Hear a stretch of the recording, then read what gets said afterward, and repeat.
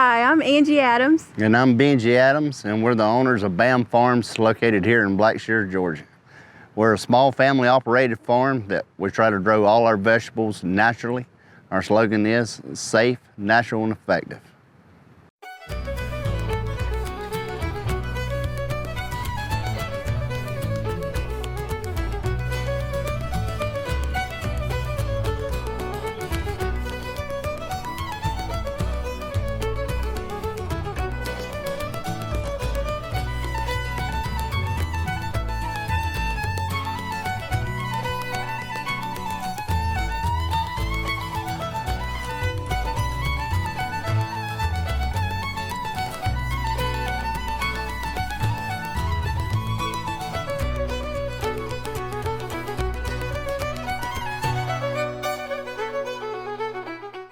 At Douglas Metal and Steel Manufacturing, we only use top quality steel and roofing. And with our on-staff custom designer, we can customize your building to best suit your needs. From large commercial, agriculture, or just a place to store your stuff. And it comes with a written 40-year warranty that we'll put in your hand. It's not just quality we stand behind, but we stand on. Call today for a free quote. Douglas Metal and Steel Manufacturing. We are steel number one.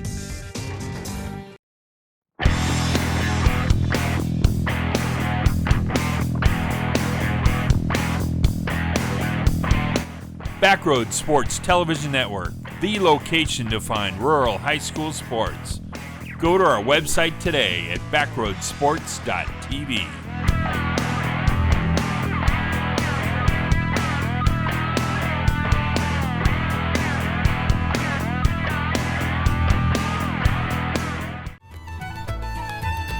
Welcome to this episode of Katy on the Farm. I'm here today at Bammm Farms, where they are naturally growing produce and worms. Wait till you hear this story. I can eat conventional vegetables. In about 3 platefuls or 3 servings, I'll be having treatments again. Oh, wow. So we started growing this way, looking at different alternatives, ways of fertilizing, feeding the plants. And we come across worm castings. Actually, Roger Westover, a good buddy of mine and yours, told me about worm castings. Well, longest time I'm still back and forth in the hospital, and because we hadn't got it leveled out yet. Started doing research on worm castings, and lo and behold, I said, I'm gonna try it. Got out, and my first garden that I'd done, I asked my dad, I said, I need you to plant this many plants of tomatoes, this many plants of squash, and this many plants, and you grow away. Why? I told him, I said, because we're gonna try using the castings, and I want to see how it compares. Oh, you set up a trial? Yes. Oh, wow. Well, stuff ain't cheap, Katy. You can say that 3 times. But it blew my mind because on the squash, we produced the exact same amount as my dad that was using 10-10-10. All right. But the tomatoes, we outproduced Dad 2-to-1 because, for the simple fact, we didn't have bottom end blossom rot, which is a calcium deficiency. Right, go worms. Dad was eat up with the bottom end blossom rot. Right. I'm like, wait, there might be something to this. Right. So I ordered my first set of worms from Uncle Jim's Worm Farm in Spring Grove, Pennsylvania. And I get like $25 for 500 worms. I was so excited. I was like a kid that's got an ant farm, And we put them in the tub and everything's going great. And I did not read the instructions like a typical guy. And I did not put a light on my 500 worms. And we come out and my 500 worms are gone. I'm like, what in the world? Well, they're gone, they're dead? No, they left. Don't laugh. I can't help it. The worms are more tickier than teenagers, I'm telling you. They are very finicky.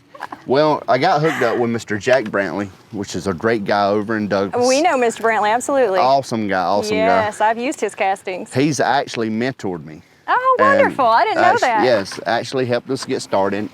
And we put in in-ground beds. And we were doing extremely great with the in-ground beds. And I back up to say we have to keep a light on the worms. Yes. And at night, because what people typically don't understand is worms travel vertically or horizontally above ground.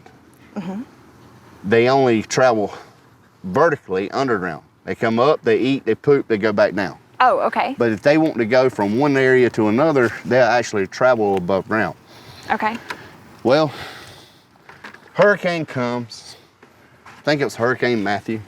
I remember that one. My son Matthew comes in, Dad, the lights are off to the worms. Well, we go out there and there's just this mass ball of worms going across the top of the dirt. That night, we figured we lost around 20,000 and worms. Not exactly lost them because they stayed in the dirt. Okay. Because if you go out there anywhere in my yard now, in the back, you dig, you're gonna find worms. Even my raised beds that we have built, Yeah. we never put worms in them, but if you dig in it, you're gonna get worms. Yeah, don't be, that's a waste, Katie. I know, I just got a green one. But that's how we got started. And that's how we actually acquired the land that we use. People started trying our vegetables and they're like, wow, it tastes great. I mean, it's full of flavor. It's not watery. Hey, if you'll use our land and just give us a few vegetables, you can farm it. That's great. Well, we have right at an acre across the highway with overhead sprinklers that we're doing. We have this, we have the little section right behind my house, and then behind us there's another guy that same thing. He really liked them, so he said use some of my land. Right. And that's great. It's funny because my mother's father moved to South Georgia, I want to say in the early 50s, and he was a sharecropper with cotton. Well, yeah, it's kind of funny. Here it is, 2019, and you got all these big farms, and people say, well, where's your farm? Well, I'm a sharecropper. We just, like I said, we grow and give them vegetables, and they love it. That's fantastic. So what do you tell someone that says, yeah, I don't have space for 100-foot rows and nobody's giving me their land and I can't send off and make a worm farm, you know? You can. I mean, there's no reason that you can't grow your own food. Okay, but what if you don't have this kind of space? What if you don't have a lot of time? We have something I designed that we call the living tower. Okay. You made mention that I've seen it. Some of the worm farm and everything. Well, it's a worm farm, a composter, and a grow tower all in one. You've seen it. It's an impressive thing. We can grow 65 heads of lettuce in less than 4 square feet. This can sit on the corner of your patio. 65 heads of lettuce, Katie, you can eat lettuce for a month. Absolutely.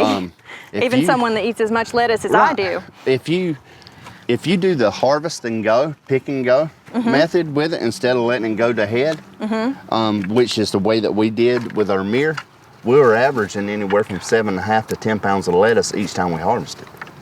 And you were able to harvest a minimum of 3 times. Right. So before you have to replant again. So think outside this box. Okay. And there are a lot more resources now for that than there used to be. There's a lot more resources. YouTube. Right. I mean, right. People laugh when I say that, but YouTube is full of so much valuable information. It really is. Really is. People's tried to doing stuff, and I'd rather learn from someone else's mistakes. It's just a little bit easier that way and a lot cheaper. It is, and you know what? I'd say we get to do that a lot in our community with all the networking we all do. We with do, the food, and and it's great. That's what I'm so grateful for, like Wade-Green. People look at it as just a local fair market, and it is. But if you get involved with it, it's a big family. Absolutely, it is. We help one another.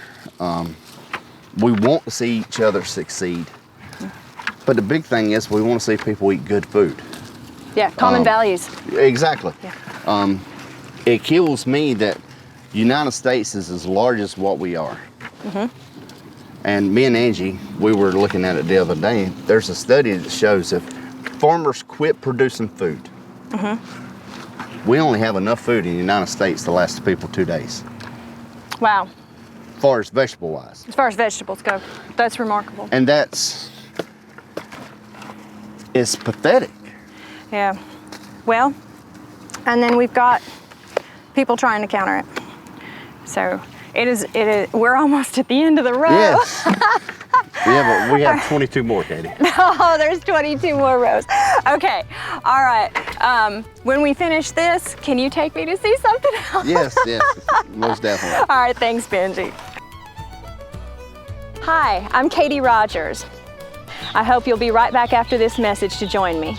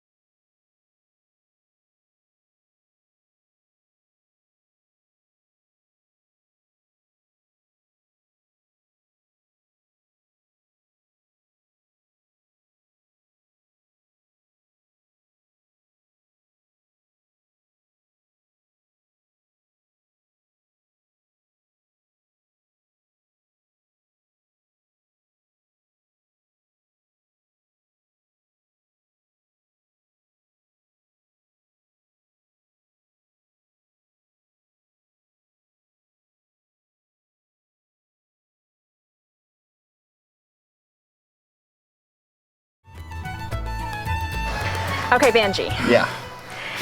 You're the worm guy. You're the worm casting family. That's what they say. Yeah. So you've got to explain this to me. This smells like coffee. Well, coffee, worms really like coffee.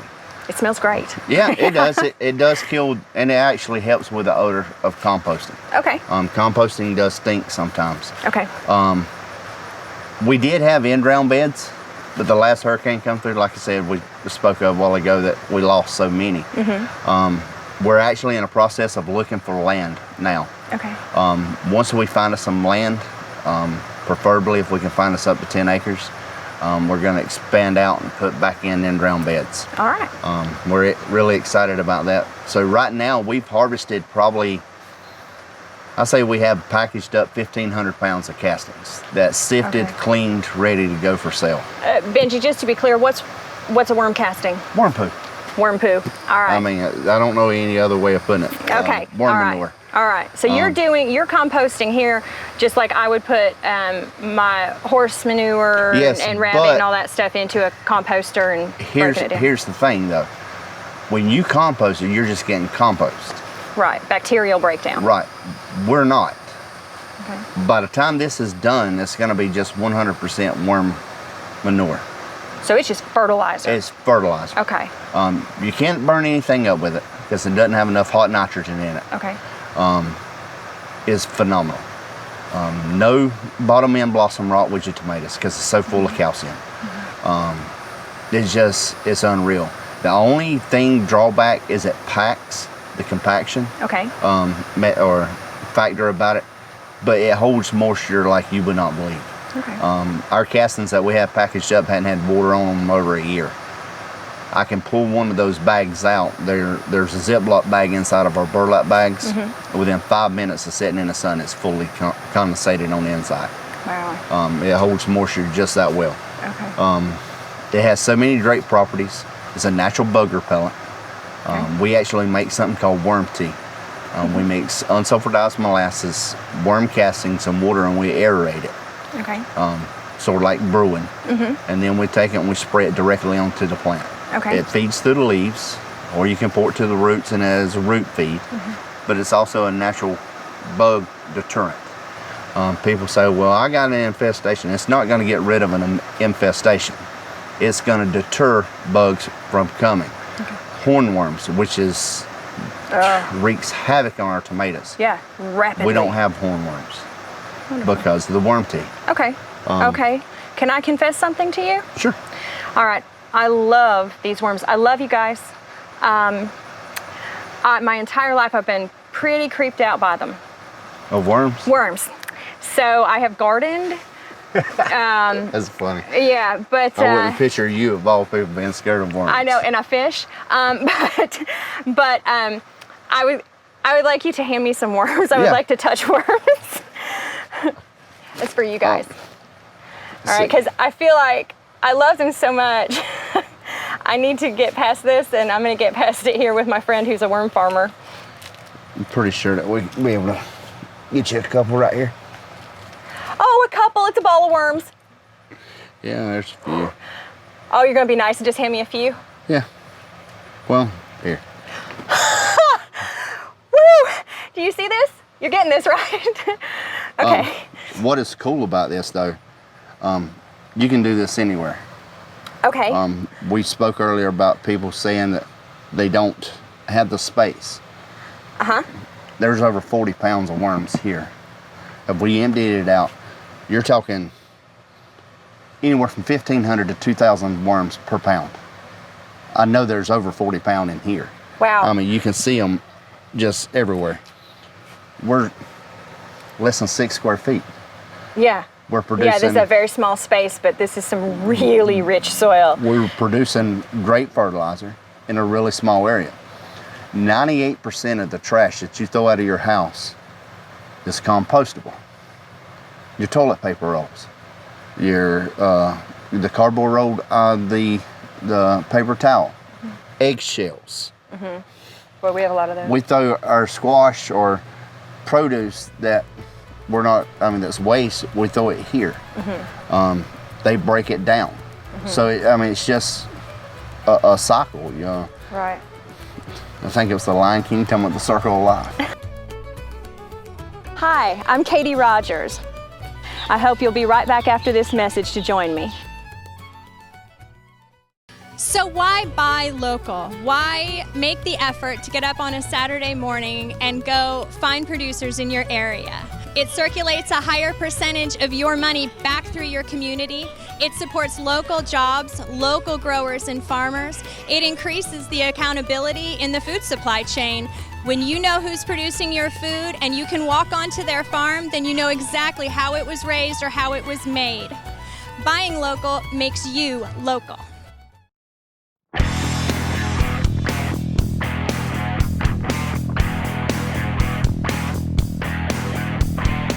Backroad Sports Television Network, the location to find rural high school sports. Go to our website today at backroadsports.tv.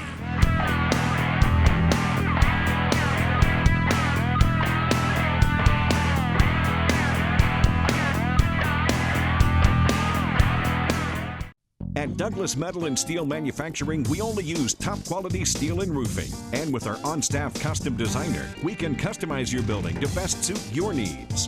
From large commercial, agriculture, or just a place to store your stuff. And it comes with a written 40-year warranty that we'll put in your hand. It's not just quality we stand behind, but we stand on. Call today for a free quote. Douglas Metal and Steel Manufacturing. We are steel #1. It just, there's studies that shows the biggest waste that we have in the United States is food waste. Mm-hmm. Our landfills are being overrun with food waste. Yeah, that's unnecessary, isn't it? Right. Hi! If we took and we just did a couple worm farms mm-hmm. for just the food waste, mm-hmm. how much will we produce? How much waste would we be reducing? And look at the fertility we could create. Exactly. Yeah, this is remarkable. Thank you for being part of this moment with me there, Benji. I'm noticing these are small. These and are they're dark in color. Does it matter what kind of worms you use? These are red wigglers. Okay. Red wigglers are your smallest of your composting worms, but they have the most ferocious appetite. Okay. A red wiggler, you take 1 pound of red wigglers, will turn 1 pound of food into a pound of castings in less than 24 hours. Can you say that again? 1 pound of red wigglers. Uh-huh. Give it 1 pound of food. Okay. We'll turn it to 1 pound of castings or worm manure in less than 24 hours. That is a remarkable rate. Your European night crawlers, your Alabama jack jumpers, all your other varieties, it'll take them 2 to 3 times the length to do what these little guys does in less than 24 hours. They eat like teenagers. Yes, Wow. and they're very finicky, like teenagers. Wow. All these that you're seeing here, they're actually small. These would actually be considered a teenager. These here is less than 2 weeks old. Okay. All right. Oh, hi, sweeties. I was trying to see if we could find That makes them more Some- adorable to me that they're babies. some cocoons because they actually lay eggs. And once you get your eyes on one, sort of like hunting shark teeth. Oh, yeah. Once you On see Shark that Teeth. one, you got your Yeah. eyes focused on Yeah. it, you see them everywhere. But that first one to initially find is sometimes a headache. Now they're diving. They were all on the surface when Yes, you handed they- them to me, and they're all diving down. You can't hardly see. You can see 2 of them now. But take and dump it back over in my hand. Okay. Well. Oh, there's yeah, a little right there more. under the. Yeah, They're they're right up all under- right there. Just say that you call banjo. Well, I start saying banjo. That's what a lot of people call me, banjo. Banjo. Don't know why, because I don't play no banjo. But anyway, just say that you call. I want to start a worm bed. I want to start a worm bin, what have you. I need some worms. You call me. I need a pound of worms. What I would do, I would come out here and I would just grab them. And I would stick them on a flat surface and I would put a light. And then I'd knock off some of the dirt and that light's still shining. Then I'd wipe off some more dirt and they keep going down. Well, eventually, once they get down, it's just gonna be a massive ball of worms as clean as your tongue. Oh, wow. Because they just keep getting tighter and tighter. They cannot stand the light. Okay, so that keeps them down. That keeps them down. That's Therefore, that's the reason we run the light at night to keep them down. I gotcha. Another thing about the worms, if you'll notice when it rains, if you have a really fertile lawn, there's gonna be worms everywhere on top of the dirt. And the reason why is they can't breathe. Okay. Worms actually breathe through their skin. Oh. And it comes a good downpour, it floods their holes. They can't breathe, so they're coming to the top to be able to get air. All right. Well, thanks for helping me meet your worms. Yes. I mean, it's something that I really enjoy doing. Yeah. It just it amazes me the stuff that they're able to do. It is amazing. It's really amazing. They actually, the red wigglers have so many beneficial properties, like they actually decrease heavy metals in the dirt. There's reports that over in the Ukraine, Chernobyl, where the big nuclear fallout was, parts of that area is still uninhabitable, meaning people can't live there because of the heavy metal content. Well, they're taking in semi-loads of red wigglers and just dumping it. And within 1 year, they have dropped the heavy metal content by like 25%. That's fast. So hopefully, within the next couple of years, parts of that area will be able to be lived there again, all because of the worms. Wow. Good job, guys. You're Yeah. heroes. Thank you, Banshee. Hey, not a problem. Hi, I'm Katy Rogers. I hope you'll be right back after this message to join me.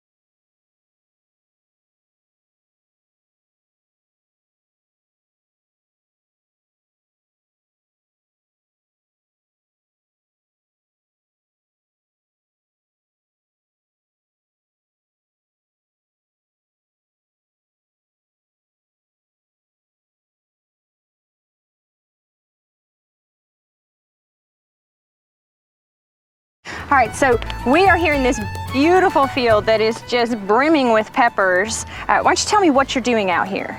Well, right now this is our pepper field. We have jalapenos, bells, and the Hungarian hot wax. As you can see, they're doing really well. But this is the last year that you're gonna see it like this. We're actually switching over to a no-till. Okay. Tell me what that means. No-till is basically we will not bring a tractor in. At all? At all. We'll broadfork. Our beliefs is if you bring a tractor in, it weighs a lot. You're gonna start compacting. Water, if we get a lot of rain, it's gonna run off. True. If we broad fork, you're not packing the dirt, it's able to absorb the water quicker.